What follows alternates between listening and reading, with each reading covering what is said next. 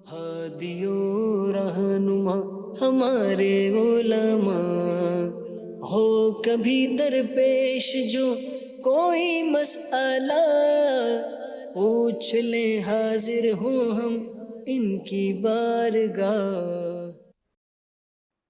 الحمد للہ رب العالمین والصلاة والسلام علی خاتم النبیین اما بعد فاعوذ باللہ من الشیطان الرجیم بسم اللہ الرحمن الرحیم الصلاة والسلام علیکہ یا رسول اللہ وعلی آلک واصحابک یا حبیب اللہ، الصلاة والسلام علیکہ یا نبی اللہ وعلی آلک واصحابک یا نور اللہ۔ مدنی چینل کے ناظرین، پروگرام دارالافتاء اہل سنت میں آپ کو خوش آمدید کہتے ہیں، مرحبا کہتے ہیں۔ اللہ رب العالمین ہم سب کو دین اسلام کے احکامات، تعلیمات سیکھ کر سمجھ کر ان پر عمل پیرا ہونے کی توفیق عطا فرمائے۔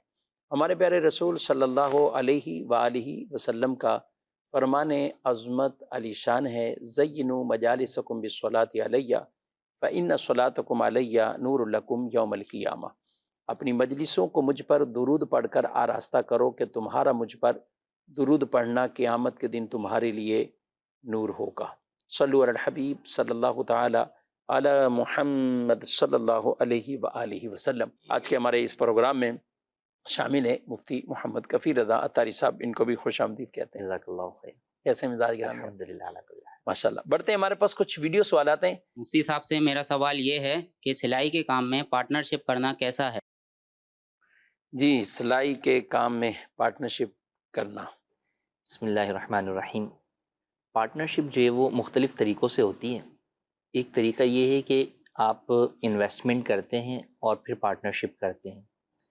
پھر اس میں بھی دو طریقے ہیں کہ دونوں افراد انویسٹمنٹ کرتے ہیں، اور ایک یہ ہے کہ ایک کی انویسٹمنٹ ہے اور دوسرے کی ورکنگ ہے۔ عام طور پر جو اس طرح کے کام کے اندر جہاں پہ کاریگری کا تعلق ہوتا ہے، تو اس میں اسی طرح انویسٹمنٹ ہوتی ہے کہ ایک شخص جو ہے وہ دکان کا پورا سیٹ اپ یا سلائی مشین وغیرہ اور اس طرح کی چیزوں کی انویسٹمنٹ کر کر جو ہے وہ سامنے والے کو دے دیتا ہے کہ بھئی تم جو ہے وہ اس کام کو چلاؤ۔ تو یہ ایک طرف سلیپنگ پارٹنر ہے، انویسٹر ہے، اور دوسری طرف وہ کاریگر جو ہے وہ ورکنگ پارٹنر کے طور پر جو ہے وہ شامل ہوتا ہے۔ تو اس کا جائز طریقہ کار یہ نہیں ہے جو عموماً ہمارے معاشرے میں کیا جاتا ہے کہ لوگ ان کو سیٹ اپ پورا بنا کر دے دیتے ہیں اور پھر کہتے ہیں آپ یہاں بیٹھیں اور یہاں پر بیٹھ کر آپ لوگوں سے کپڑے لیں اور سیئیں، اور پھر جو نفع ہوگا وہ ہم آپس میں، یا جو آمدنی ہوگی وہ ہم آپس میں جو ہے وہ تقسیم کریں گے۔ اس کا درست طریقہ یہ ہے کہ آپ اس شخص کو جو ہے وہ انویسٹمنٹ کے جو کیپٹل ہے، سرمایہ دے دیں، وہ اس سرمایہ سے ہی پورا سیٹ اپ جو ہے وہ بنائے۔ صحیح۔ یعنی آپ کو اسے کیش دینا ضروری ہے، آپ خود سے سیٹ اپ بنا کر نہیں دے سکتے۔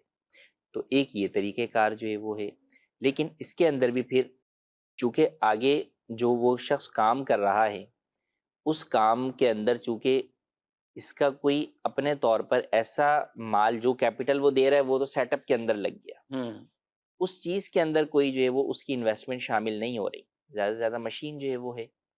تو اس کا جو عام طور پہ یا آپ کہیں آسان طریقہ کار ہوتا ہے وہ ہے کہ جس کو شرکت بالوجاہت جو ہے وہ کہا جاتا ہے، کہ دو افراد ہیں اور وہ دو افراد جو ہے وہ دونوں ہی جو ہے وہ کام جانتے ہیں، یا ایک جو ہے وہ اس کام کی ایک نوعیت کو جانتا ہے اور دوسرا اس کام کی دوسری نوعیت کو جانتا ہے۔ مثال کے طور پہ یا تو دونوں ہی ٹیلر ہیں اور وہ دونوں مل کے جو ہے وہ ایک دکان جو ہے وہ کھولتے ہیں، اور وہ یہ طے کرتے ہیں کہ یار ہم دونوں ہی جو ہے وہ کسٹمرز جو ہے وہ بنائیں گے، اور دونوں مل کے جو بھی کام آئے گا وہ اس کمپنی کے نام پہ یا اس دکان کے نام پر آئے گا، اور جو بھی ہم دونوں مل کر بنائیں گے اس کو آپس میں جو ہے وہ ہم تقسیم کریں گے، پرسنٹیج آپس میں وہ طے کر لیتے ہیں۔ تو یہ طریقہ ہوتا ہے جس میں انویسٹمنٹ نہیں ہوتی، یا ہے تو وہ انویسٹمنٹ کا تعلق اس کام کے ساتھ نہیں ہے، وہ اس کے دیگر لوازمات کے ساتھ تو ہے، لیکن جو در حقیقت جو کام میں پارٹنرشپ ہو رہی ہے وہ اس کی کاریگری پر ہو رہی ہے، جس میں وہ دونوں افراد جو ہے وہ مہارت رکھتے ہیں۔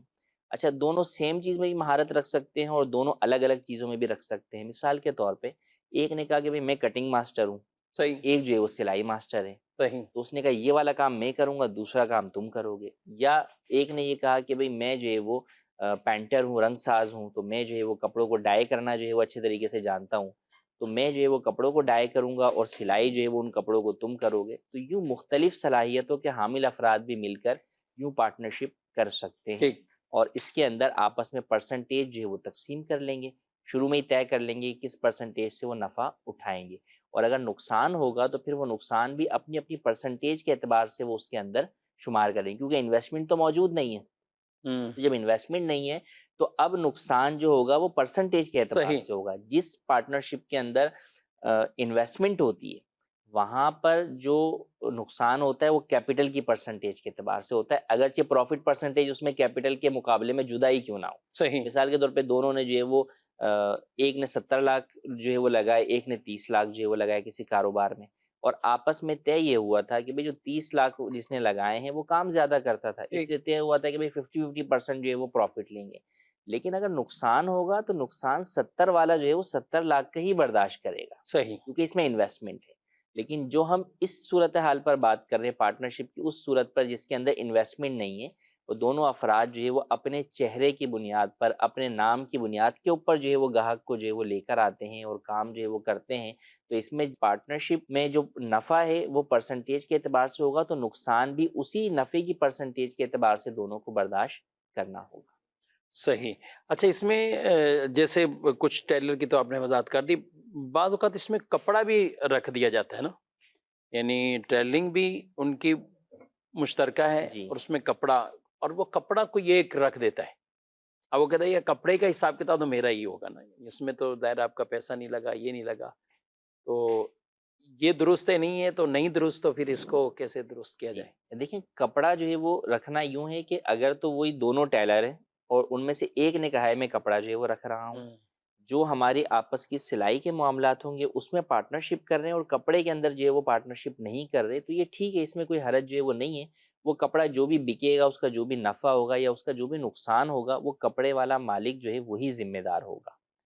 ہوتا بسا اوقات اس کے برعکس یوں ہے، یوں کرتے ہیں کہ ایک شخص نے کپڑا ڈال دیا، اب وہ کاریگر نہیں ہے یا وہ کام جو ہے وہ یہ نہیں جانتا، اب وہ کپڑا ڈال کر سامنے والے جو ہے وہ ٹیلر کو بٹھا دیتا ہے صحیح، کہ تم جو ہے وہ اس دکان کے اوپر جو ہے وہ گاہک سے جو ہے وہ کپڑا سلائی کا بھی لو اور میرا کپڑا بھی جو ہے وہ بیچو، اور ایسی صورت میں تم اس دکان میں جو بیٹھے ہوئے ہو تو تم سے میں کوئی کرایہ نہیں مانگ رہا، بلکہ تم میرا کپڑا بیچ رہے ہو، لہٰذا یا تو کپڑے کا جو کام ہے وہ تم مفت میں جو ہے وہ میرا جو ہے وہ کر دو، یا یہ ہوتا ہے کہ جو تم سلائی کرو گے اس کا اتنا پرسنٹیج مجھے جو ہے وہ دینا، کرایہ نہیں دینا، فری میں تمہیں بیٹھنے دے رہا ہوں، لیکن گویا کہ کرایہ جو ہے وہ تمہاری آمدنی میں سے میرا حصہ ہوگا۔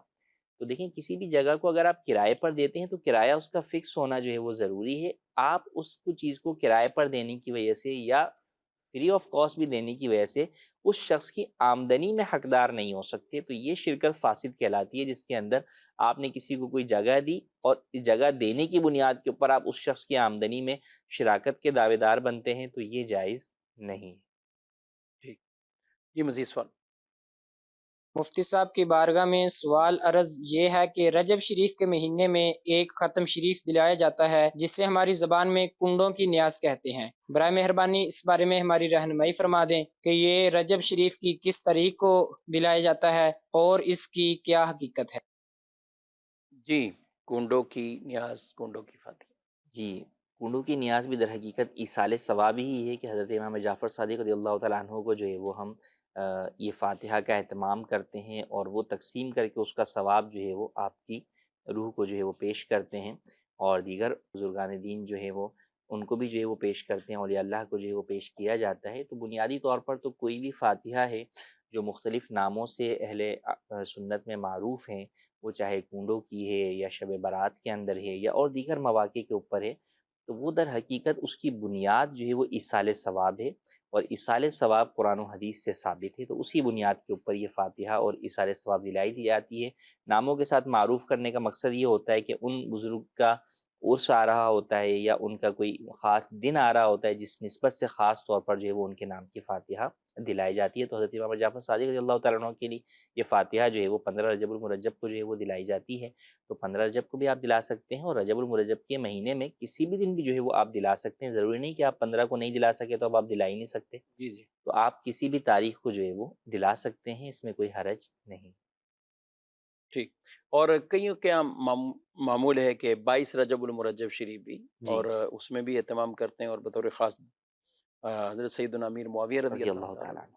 ان کو بھی ایصال ثواب میں شامل کرتے ہیں، تو 22 پہ جو معمول چلتا ہوا رہا ہے تو اس میں بھی دلانے میں کوئی حرج؟ بالکل اس میں بھی دلانے میں کوئی حرج جو ہے وہ نہیں ہے، 22 کو بھی جو ہے وہ دلا سکتے ہیں، اور چونکہ اس دن عام طور پہ پہلے لوگوں کو معلوم نہیں تھا، اب چونکہ جو ہے بہرحال یہ چیز جو ہے وہ معلوم ہو گئی ہے کافی لوگوں کو، تو اس میں نیت حضرت امیر معاویہ رضی اللہ تعالیٰ عنہ کی بھی جو ہے وہ شامل کر لی جائے، آپ کو بھی جو ہے وہ ثواب پہنچانے کے لیے جو ہے وہ اس کا بھی اہتمام جو ہے وہ کیا جائے، تو دونوں فاتحہ جو ہے وہ ساتھ بھی ہو سکتی ہیں، اس کے اندر کوئی حرج نہیں۔ ٹھیک جی، مزید سوال۔ دارالفتہ اہل سنت میں مفتی صاحب سے سوال عرض ہے کہ عشاء کی نماز فرض الگ پڑھ رہا تھا اور دوسری رکعت میں بیٹھ گیا، اتحیات درود ابراہیم سب پڑھ لیا، اب وہ سجدہ سہو واجب ہو گیا تھا لیکن وہ سجدہ سہو بھی لاسٹ رکعت میں کرنا بھول گیا، تو کیا عشاء کی نماز ہو جائے گی یا دوبارہ پڑھنی پڑے گی؟ جواب عنایت فرما دیں۔ کسی بھی نماز کے اندر سجدہ سہو اگر آپ پر لازم ہو گیا اور آپ سجدہ سہو کرنا بھی جو ہے وہ بھول گئے، وہ بھی آپ سے سہو ہو گیا، تو اگر تو ابھی آپ نے سلام پھیرا ہے، اگرچہ دونوں سلام پھیر دیے ہیں، اس کے بعد آپ نے کوئی ایسا عمل نہیں کیا جو نماز کو فاسد کرنے والا ہے، نماز کو توڑنے والا ہے، تو آپ اب بھی اللہ اکبر کہہ کے سجدے میں جا سکتے ہیں۔ جیسے کئی لوگوں کی عادت ہوتی ہے کہ وہ سلام پھیرنے کے بعد آیت الکرسی پڑھتے ہیں یا کوئی ذکر کرتے ہیں، تو وہ اسی جگہ پر بیٹھے ہوئے ہیں، تو اگر انہیں یاد آ گیا تو وہ بالکل جو ہے وہ اللہ اکبر کہہ کر سجدے میں چلے جائیں اور 2 سجدے کریں اور پھر اٹھ کر اتحیات پڑھیں اور درود ابراہیمی دعائے معصورہ پڑھ کر سلام پھیر لیں، تو وہ ان کی نماز جو ہے وہ درست ہو جائے گی۔ وہ جو کراہت تھی اور سجدہ صاحب نے جس کراہت کو زائل کرنا تھا وہ بہرحال جو ہے وہ مکمل ہو جائے گا۔ لیکن اگر کسی نے نماز کے بعد ایسا عمل کر لیا جو منافی نماز ہے، نماز کو توڑنے والا ہے، مثال کے طور پر اس نے کسی شخص سے جو ہے وہ بات کر لی یا اٹھ کر جو ہے وہ چل دیا کہ قبلے سے اس کا سینہ ہی جو ہے وہ پھر گیا، تو ایسی صورت کے اندر اب وہ نماز واجب الاعادہ ہوگی، کہ جو بھی نماز جس میں سجدہ صاحب لازم ہوتا ہے وہ نماز فی نفسی ہو تو جاتی ہے لیکن اس میں کراہت آ جاتی ہے، اس کراہت کو سجدہ صاحب جو ہے وہ زائل کرنے والا ہوتا ہے۔ جب سجدہ صاحب سے وہ کراہت زائل نہیں ہوئی تو اب وہ نماز مکروہ ہو گئی، تو اب اس نماز کو دہرانا واجب ہے، تو لہٰذا اب واجب الاعادہ کی نیت سے آپ کو اس نماز کو دہرانا ہوگا۔ یعنی کراہت تحریمہ، یعنی بالکل مکروہ جی تحریمی نماز جی ہوئی۔ مکروہ تحریمی ہو گئی، اسی لیے اس نماز کا لوٹانا واجب ہوتا ہے۔ ٹھیک ہے، کچھ ایس ایم ایس ہے ان کو بھی شامل کرتے ہیں۔ گھر میں شام کے وقت جھاڑو وغیرہ دینے سے شرعی طور پر جمعے کے دن کپڑے دھونے کے حوالے سے کیا فرماتے ہیں؟ شام میں جو ہے وہ جھاڑو وغیرہ دینا یا جمعے کے دن کپڑے وغیرہ دھونے میں شرعی اعتبار سے کوئی حرج نہیں ہے، اور جمعے کے دن جو ہے وہ آپ عام طور پر جس سردی دنوں میں کپڑے دھوتے ہیں اس دن جمعے کے دن بھی دھو سکتے ہیں۔ جمعے کے دن جو جمعے کی نماز کے اعتبار سے اہتمام کا حکم ہے، اولاً تو وہ ان پر ہے جن پر جمعہ واجب ہے، مرد حضرات پر ہے کہ جب وہ اذان اول سن لیں تو سعی الجمعہ جو ہے وہ کریں، تو اس وقت وہ سعی الجمعہ چھوڑ کر ان کاموں میں مصروف نہیں رہیں گے۔ عام طور پہ مرد کپڑے دھوتے بھی نہیں ہیں، تو اس ٹائم بھی اگر خواتین کپڑے دھوتی ہیں تو اس کے اندر کوئی حرج جو ہے وہ نہیں ہے۔ ہاں یوں کہہ لیں کہ جمعہ کا دن ایک بابرکت دن ہے، تو اس دن جو ہے وہ زیادہ سے زیادہ ہمیں ذکر میں یا اللہ پاک کی عبادت میں گزارنا چاہیے، اس اعتبار سے کوئی جو ہے وہ دنیاوی تمام امور سے جو ہے وہ اپنے آپ کو بچائے تو وہ ایک اچھی بات ہے، لیکن اس کا یہ مطلب نہیں ہے کہ اس دن کپڑے دھونا بے برکتی ہے یا کپڑے دھونا جو ہے وہ جائز نہیں ہے، تو ایسا کچھ بھی نہیں۔ ٹھیک، اچھا یہ سوال ہے کہ سونا چاندی کیا ادھار لیا جا سکتا ہے؟ سونا چاندی ادھار یا قرض کا اصول یہ ہے کہ جس چیز کا مثل موجود ہو وہی چیز ادھار یا قرض دی جا سکتی ہے، اور جس چیز کا مثل موجود نہ ہو وہ نہیں دی جا سکتی۔ مثل سے مراد کہ اس جیسی ہی چیز وہ چیز آپ کو جو ہے وہ واپس کرے گا۔ آسان کی سمجھنے کے لیے سے ہم نوٹ جو ہے وہ ادھار لیتے ہیں، ایک دوسرے سے قرض جو ہے وہ لیتے ہیں، تو پتہ ہے کہ میں نے آج اگر آپ سے جو ہے وہ 1000 روپے کا نوٹ لیا ہے تو 1000 کا نوٹ آپ کو جو ہے وہ واپس کر صحیح۔ دوں گا۔ لیکن اگر میں آپ سے مثال کے طور پہ یہ کپ جو ہے وہ لے لیتا ہوں تو ادھار، تو ضروری نہیں کہ میں یہ کپ آپ کو واپس کر سکوں، اس جیسا کپ مجھے مارکیٹ کے اندر جو ہے وہ نہ ملے، تو اس صورت کے اندر یہ چیز ادھار لینا دینا جائز نہیں ہے۔ اب سونے چاندی کی طرف آئیں تو اس کے 2 پہلو ہیں، ایک ہے سونا چاندی کا مال ہونا، وہ ہر کنڈیشن میں مال ہے، چاہے وہ زیور کی صورت میں ہے، چاہے وہ پگھلا ہوا سونا ہے، وہ خام مال ہے، پتھر ہے، بسکٹ ہے، کسی بھی شیپ کے اندر وہ ہے تو وہ ہے مال۔ ٹھیک، تو اس اعتبار سے تو اس کی مالیت اپنی جگہ مسلم ہے، لیکن اگر آپ زیور کی طرف جائیں تو وہ بہرحال ایک مخصوص انداز کا بنا ہوا، اس کے اندر مصنوعی جو اس میں کاریگری ہوئی ہوئی ہے، اس کی وجہ سے اس کی اپنی ایک الگ کیفیت ہے، اور اس جیسا اس کیفیت والا ہی آپ کو دوسرا مل سکے یہ ضروری نہیں۔ تو اس لیے اگر سونا چاندی خام مال کسی کو جو ہے وہ دیا، سونے کا بسکٹ کسی کو ادھار دیا، تو یہ لینا دینا جائز ہے، اور ایسی صورت کے اندر جب بھی وہ شخص واپس کرے گا تو آپ کو وہ سونا ہی واپس کرے گا، یعنی وہی بسکٹ دے. وہی بسکٹ. اب اگر 22 کیرٹ کا دیا ہے تو وہ 22 کیرٹ کا واپس کرے گا، 21 کیرٹ کا دیا ہے تو 21 کا، 24 کا تو 24 کا، جو بھی دیا ہے وہ اتنے ہی، اور اتنے ہی وزن کا واپس کرے گا. اور اتنی قیمت پر اگر انہوں نے رضامندی کر لی، یعنی بسکٹ دیا تھا، جی اب یہ اس پہ نہیں جا رہے کہ کس وقت کیا دیا تھا، بسکٹ دیا تھا، اب انہوں نے بسکٹ لینا ہے، بسکٹ کے جو مارکیٹ میں ریٹ چل رہا ہے اس پہ جی، بنیادی طور پر تو لازم سامنے والے پر یہی ہے کہ وہ بسکٹ ہی دے. اسی طرح کی چیز. جی ہاں، اگر دونوں آپس میں اس وقت راضی ہو جاتے ہیں، پہلے یہ شرط لگا لینا کہ میں آج تمہیں یہ بسکٹ دے رہا ہوں اور جب میں لوں گا اس وقت جو قیمت ہوگی اس اعتبار سے قیمت لوں گا، تو یہ شرط لگانا جائز نہیں ہے، کیونکہ قرض کا اصول یہ ہے کہ جو چیز قرض میں دی جاتی ہے اسی کی مثل چیز ہی قرض میں واپس کی جاتی ہے. تو اگر پہلے طے نہیں کیا ہوا تو اب اگر آپس میں باہمی رضامندی سے کہتے ہیں کہ بھائی ٹھیک ہے آپ جاؤ گے پیسوں سے جا کے خریدو گے، اس کے بجائے مجھے وہ پیسے ہی دے دو، تو یہ بھی جائز ہے، اس میں حرج نہیں ہے. لیکن اگر زیور جو ہے وہ آپ نے جو ہے وہ دیا ہے، تو چونکہ زیور جو ہے وہ مثلی نہیں ہے، شریعت کی اصطلاح کے اندر، فقہی اصطلاح میں مثلی کے مقابل جو لفظ استعمال ہوتا ہے وہ قیمی استعمال ہوتا ہے، صحیح. یعنی وہ لفظ جس کی قیمت جو ہے وہ لگائی جاتی ہے، جس کا مثل دینا جو ہے وہ ممکن نہیں ہوتا، تو وہ قیمی ہے. تو زیور جو ہے وہ قیمی ہے، تو زیور جو ہے وہ کسی کو بھی ادھار دینا، قرض دینا یہ جائز نہیں ہے. اور یہ بہت بڑا جو ہے وہ سمجھے کہ مسئلہ ہے، کئی لوگ جو ہے وہ یہ غلطی کر بیٹھتے ہیں، بلکہ آج بھی جو ہے وہ کرتے ہیں. عموماً گھر بنواتے وقت جو ہے وہ بیویوں سے زیور جو ہے وہ قرض لے لیتے ہیں کہ بھئی تمہیں ایسے ہی بنوا کر دے دیں گے، کسی سے بھی لے لیتے ہیں. تو عام طور پہ وہ جو دینے والے ہوتے ہیں وہ کون ہوتے ہیں؟ ان کے پاس زیورات ہی ہوتے ہیں، خواتین کے پاس وہ زیورات ہی جو ہے وہ پکڑا دیتی ہیں. تو اب ایسی صورت میں آپ نے زیور قرض لیا تو یہ قرض لینا جو ہے وہ جائز نہیں ہے، اس میں دونوں گناہ گار بھی ہوئے. اچھا ویسے بھی کئی دفعہ لوگ جو ہے وہ لے لیتے ہیں کہ بھئی ہم نے آپ سے لے لیا ہے، ابھی ہم اپنی بیٹی کو جو ہے وہ دے رہے ہیں، یا اپنے بیٹی کی شادی میں جو ہے وہ دے رہے ہیں، آپ کو جو ہے وہ اتنے سال کے بعد جو ہے وہ ہم یہ چیز واپس کر دیں گے، تو اس اعتبار سے بھی یہ جائز نہیں ہے. تو زیور کا قرض لینا جو ہے وہ جائز نہیں ہے. اور پھر اس کے اندر ادائیگی کے وقت پھر جو ہے وہ بڑا مسئلہ آتا ہے کہ جب ادائیگی کا وقت آتا ہے تو کئی لوگ اس میں یہ دعویٰ کرتے ہیں بھئی جب دیا تھا اس وقت کا، جو دینے والا ہے اس کو اس میں فائدہ نظر آ رہا ہوتا ہے کہ میں تو اس وقت کی قیمت دوں گا، اور لینے والا یہ دعویٰ کرتا ہے کہ ہم آج کی قیمت جو ہے وہ ہمیں چاہیے. تو اس کے اندر اگر تو دیکھیں خام مال یا سونا جو ہے وہ دیا گیا ہے، بسکٹ دیا گیا ہے، تو اس صورت میں تو آج کی قیمت بنے گی یا اتنا ہی سونا دینا ہوگا. لیکن زیور والے مسئلے کے اندر شرعی اعتبار سے حکم یہ ہے کہ کیونکہ وہ قرض دینا جائز نہیں تھا تو وہ لین دین ہی ناجائز ہوا. جب وہ لین دین ناجائز ہوا تو اس میں جس دن وہ دیا گیا تھا قرض، اس دن کی قیمت لازم ہوگی، آج کی قیمت جو ہے وہ سامنے والے پر لازم نہیں ہوگی. ہاں باہمی رضامندی سے دونوں اگر اتفاق کر لیں آج کی قیمت، وہ ایک جدا بات ہے، لیکن زیور پر بنیادی طور پر زیور کے اندر بہرحال جو ہے وہ اس وقت کی قیمت لازم ہوگی، کیونکہ یہ قیمی کے ساتھ قیمی کا جو قرض لیا گیا وہی جائز نہیں تھا. جب وہ جائز نہیں ہے تو وہ پھر ایسی صورت کے اندر جب قیمی کی چیز کا تاوان لازم آئے گا تو وہ پھر اس دن کا لائے گا جس دن پر اس شخص نے ان سے لیا تھا. صحیح ہے. چلیں اچھا، وہ آپ نے مسئلے کی وضاحت کر دی، یہ پورا مسئلہ تو ہو گیا. اصل میں سوال کچھ اور تھا، مطلب ادھار والا وہ تو مسئلے کی وضاحت ہو گئی. اچھا ایک تو یہ ہے کہ ادھار لینا، زیور ہی ادھار لینا، اس کی آپ نے وضاحت کر دی. ایک ہے دکاندار سے ادھار میں گولڈ یا چاندی خریدنا، اس پہ کیا؟ اچھا دکاندار سے جو ہے وہ ادھار میں یعنی کسی سے خریدنا ادھار میں، یعنی ابھی قیمت نہیں دے رہا اور سونا چاندی لے رہا ہے، اس کی خرید و فروخت کا کیا؟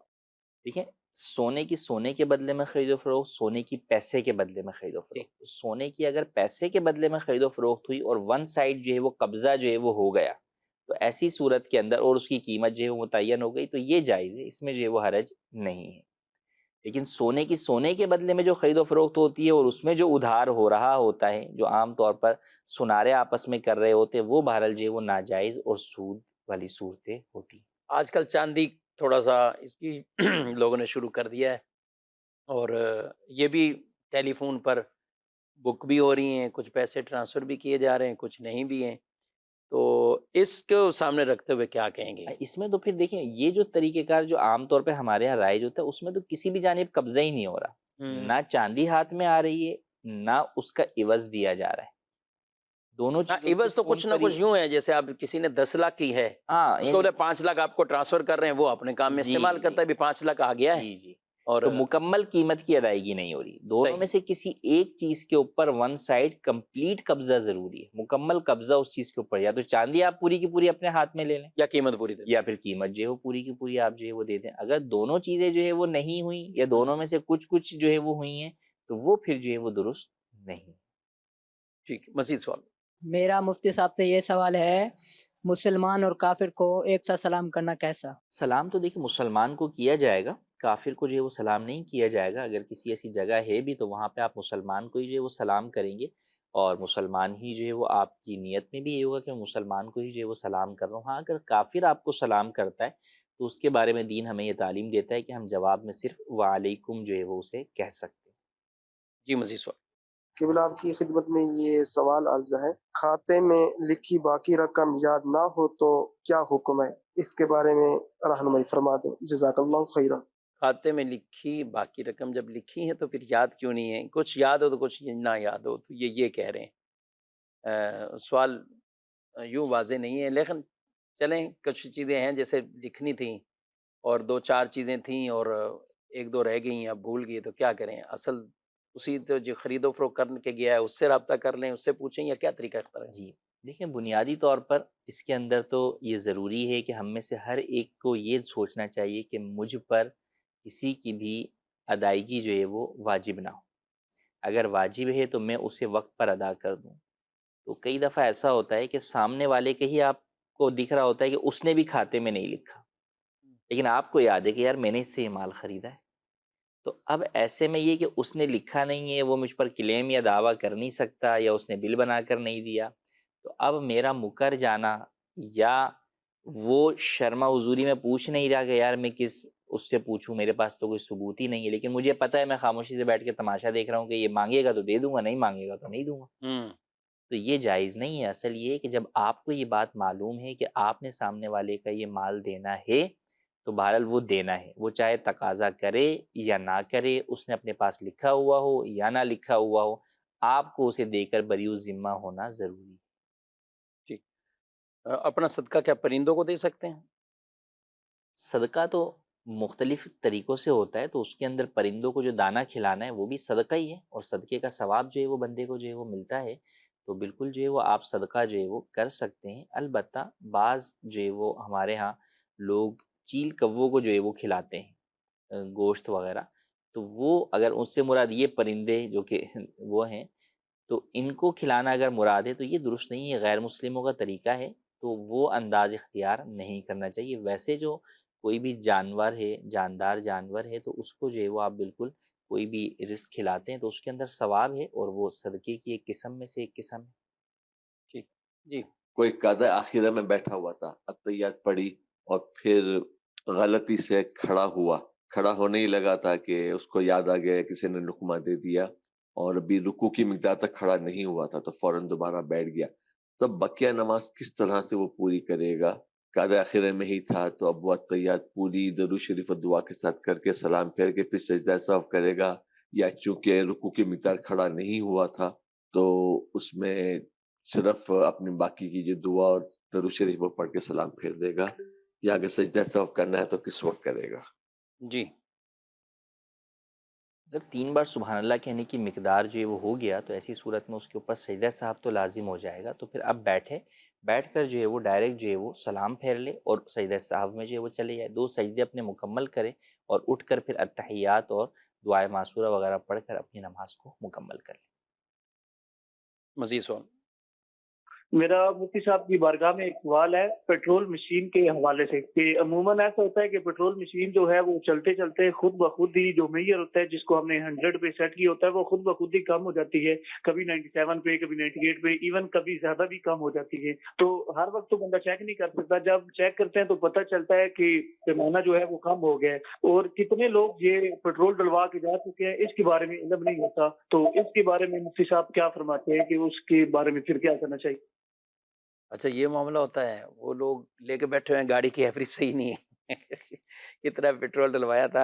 اچھا کبھی صاحب یہ مسئلہ نہیں، میکینک کہتے ہیں ایوریج ٹھیک ہے پیٹرول ٹھیک کرو، پیٹرول والے کہتے ہیں کہ اس کی ایوریج خراب ہے، پھر کمپنی کو کچھ کہیں، تو یوں بھی ہو جاتا ہے. بہرحال یہ جو کہہ رہے ہیں مشین، اب یہ کس کی ذمہ داری بنتی ہے اس کو ٹھیک رکھنا اور پورا پورا پیٹرول دینا؟ یہ انڈرسٹوڈ سی بات ہے، جو بھی شخص مال بیچ رہا ہے ناپ تول پورا کرنا یہ اس کی ذمہ داری ہے، تو بالکل اسے چاہیے کہ وہ جو ہے وہ بالکل ناپ تول مکمل کرے. اب چاہے اس کو 5 دفعہ کے دینے کے بعد چیک کرنا پڑے، عام طور پر ایسا سنا نہیں ہے کہ جو معیاری پمپس ہوتے ہیں یا معیاری جو مشینیں ہوتی ہیں وہاں پر اتنا جو ہے وہ فرق جو ہے وہ آ جائے. اگر آتا ہے تو پھر اس کا دو ہی حل ہیں کہ یا تو آپ اسے ٹھیک کریں یا جو ہے وہ آپ جناب زیادہ دیں جتنا آپ کو پتہ ہے کہ بھئی مثال کے طور پہ ایک دن کے اندر ہمیں جو ہے وہ اتنا جو ہے وہ کم جو ہے وہ ہو جاتا ہے، تو آپ پھر اتنا ہی زیادہ دینا جو ہے وہ شروع کریں گے. تو کوئی ایسی آپ اس میں سیٹنگ کروائیں جس کے اندر آپ زیادہ دیں، کہ کوئی 100 روپے کی چیز اگر آپ سے مانگ رہا ہے تو آپ اس کے بجائے اس کو 102 روپے کا جو ہے وہ دیں، تاکہ یہ ہو کہ جناب وہ 102 والا جو ہوگا وہ در حقیقت 100 ہوگا. تو یوں جو ہے وہ آپ کو کرنا ہوگا. لیکن بہرحال 102 نہیں کریں گے، وہ تو پورا پورا اس کو. ہاں تو وہ پھر خود ہی سیٹ ہو جائے گا نا، وہ ہاں پھر ایک کے اوپر ہی سیٹ ہو جائے گا. تو بات یہی ہے کہ آپ کے پاس سے کچھ زیادہ چلے جائے لیکن کسی دوسرے کا حق جو ہے وہ آپ نہ ماریں، اس بات کا خیال رکھنا ضروری ہے. ٹھیک ہے. اور یہ تو چلیں یہ سوال کر رہے ہیں اس کا بھی ازالہ ہو، مطلب یہ ٹھیک ہونا چاہیے جو بھی ہے. اور جو باقاعدہ یہ سسٹم میں ہی ان کو پتہ ہے کہ ہماری تنخواہ تو اتنی ہے جو بھی ہے، اور اس کے بعد ہمارا یہ بچت کا سلسلہ ہے. اچھا، بڑی بڑی گاڑیوں والے اور بڑے بڑے ٹرک وہ جا رہے ہیں، سیدھے ٹریلر جا رہے ہیں، تو ظاہر ہے وہ ایک اچھا خاصا ڈلواتے ہیں، ٹینک بھی بڑے بڑے جی، ہوتے ہیں. تو وہ ہم عام طور پہ وہ کوئی پوری اونچ نیچ اس کو نہیں دیکھ بھال کرتے یا کر نہیں پاتے، تو کیا کہیں؟ بس اسی بات ہے کہ جو بھی شخص ایسا کوئی بھی کام کر رہا ہے اولاً تو وہ آمدنی بھی حرام ہے کہ آپ سامنے والے کا مال جو ہے وہ اس کی مرضی کے بغیر باطل طریقے سے جو ہے وہ حاصل کر رہے ہیں، اور وہ آپ کے حق میں بھی جو ہے وہ حرام ہے. آپ کا ایسا کرنا بھی جائز نہیں ہے. کئی جگہوں کے اوپر جو وہ کھڑے ہوئے لوگ ہوتے ہیں ان کا یہ کہنا ہوتا ہے جناب یہ مالک کی طرف سے ہے. تو دیکھیں اگر آپ کو پتہ ہے کہ یہاں پر جو ہے وہ چوری ہو رہی ہے تو آپ کا اگر اسے روک نہیں سکتے، ختم نہیں کر سکتے، تو آپ کا پھر اس جگہ کام کرنا بھی جائز نہیں ہے. کیونکہ بہرحال اس چوری کے اندر آپ ہی شامل ہو رہے ہیں نا، آپ ہی جو ہے وہ چیز ڈال کے جو ہے وہ دے رہے ہیں اور سامنے والے کو بتا رہے ہیں کہ بھئی آپ کا پورا ہو گیا، حالانکہ پورا نہیں ہوا. تو ایسا کرنا جائز نہیں ہے، بغیر پیسوں کے بھی جائز نہیں ہے. اور جو لوگ پیسہ کھا رہے ہیں تو وہ ویسے بھی گناہ گار ہیں اور حرام مال کھانے کی وجہ سے بھی گناہ گار ہیں. ایک مزید سوال. میرا سوال یہ ہے کہ اگر اب ہم استنجا کرنے کے لیے بیٹھتے ہیں، اگر اس کے کندھا قبلہ کی طرف آ جائے اس کا کہ گناہ تو نہیں ہے؟ قبلہ کی طرف رک کر کے اپنی حاجت سے فارغ ہونا. جی، قبلے کی طرف بیٹھنا یا استنجا کی حالت میں یا قبلے کی طرف پیٹ کرنا یہ دونوں ہی ناجائز ہیں. حدیث پاک میں اس سے منع کیا گیا، تو بالکل ہرگز ایسا نہیں کرنا چاہیے. اگر آپ کے گھر میں ایسی چیز ہے تو آپ کو بالکل رخ کو تبدیل کروانا جو ہے وہ ضروری ہے، کموڈ کا یا WC کا. اور اگر کسی ایسی جگہ آپ جو ہے وہ چلے گئے ہیں جہاں پر تبدیل کروانا آپ کے بس میں نہیں ہے تو پھر ایسی صورت میں آپ کو اپنا جسم کو جو ہے وہ بہرحال قبلے کی جو ہے وہ 90 ڈگری سے جو ہے وہ باہر کر کے ہی جو ہے وہ آپ کو قضائے حاجت کرنی ہوگی. منہ یا پیٹھ دونوں کرنا جو ہے وہ اس حال میں قبلے کی طرف جائز نہیں. یہ کہتے ہیں کہ کچھ ایسے اشعار ہوتے ہیں کہ جو نارمل اسے کہا جائے کہ عشق مجازی کے لیے استعمال ہوتے ہیں، تو ان کو پڑھنے، لکھنے، سننے اس کا کیا حکم ہے، جبکہ اس میں کوئی کفریہ کلمات نہ ہوں، اس طرح کی وہ چیزیں نہ ہوں، اس جی، کام میں مبتلا رہنا یہ کیا؟ اصل تو یہ کہ دیکھیں عشقیہ فسقیہ جو اشعار ہوتے ہیں اولاً تو یہ کہ اس میں کفریہ نہیں ہے، یہ بھی جو ہے وہ ہر ایک کے بس کی بات نہیں کہ وہ اس یہ بات کو فیصلہ کون چیک کر سکے. اور اگرچہ وہ کفریہ نہیں ہوتے لیکن بہرحال عشقیہ اور فسقیہ ضرور ہوتے ہیں. اس کے اندر غیر محرم عورت کا جو ہے وہ ایک تصور جو ہے وہ باندھا جاتا ہے، اور یہ اس طریقے کی اس میں الفاظ ہوتے ہیں، بسا اوقات بے حیائی اور بےہودگی والے الفاظ بھی جو ہے وہ ہوتے ہیں، فحش الفاظ بھی ہوتے ہیں. تو اگر یہ چیزیں ہیں تو پھر تو بالکل ان کا پڑھنا جو ہے وہ جائز ہی نہیں ہے، حرام ہے. اور اگر جو ہے وہ ان چیزوں سے پاک ہیں تو بھی بہرحال جو ہے وہ مناسب نہیں ہے. چاہیے یہ کہ اشعار کے حوالے سے اگر کوئی بھی چیز پڑھنی ہو تو جو دینی اشعار ہیں، حمد کے، نعت کے، منقبت کے، ان اشعار کو جو ہے وہ پڑھا جائے. دارالتاہل سنت سے رابطے کے لیے دارالتاہل سنت کا نمبر اپنے پاس رکھیے، اور یہ نمبر دن میں 10 بجے سے لے کر 4 بجے تک آن ہوتا ہے. اور دارالتاہل سنت کی ویب سائٹ کا آپ وزٹ کریں گے تو انشاءاللہ آپ کو ہزاروں ایسے مسائل ہیں، دینی شرعی مسائل ہیں کہ جو آپ کو سیکھنے کو ملیں گے. اور اس پر مختلف موضوعات ایسے ہیں کہ جس میں عقائد سے لے کر طہارت، نماز، عبادات اور پھر اس کے ساتھ ساتھ آگے جو معاملات ہیں تو اس کے بھی کئی سوال جواب کی صورت میں اس ویب سائٹ پر جا کر آپ اس کا مطالعہ بھی کر سکتے ہیں۔ اللہ تبارک و تعالی ہم سب کے علم میں برکتیں عطا فرمائے اور ہمیں دین اسلام کی تعلیمات سیکھ کر سمجھ کر ان پر عمل پیرا ہونے کی توفیق عطا فرمائے، آمین بجاہ النبی الامین صلی اللہ علیہ وسلم۔ ہادی و رہنما ہمارے علماء، ہو کبھی درپیش جو کوئی مسئلہ، پوچھ لیں حاضر ہوں ہم ان کی بارگاہ۔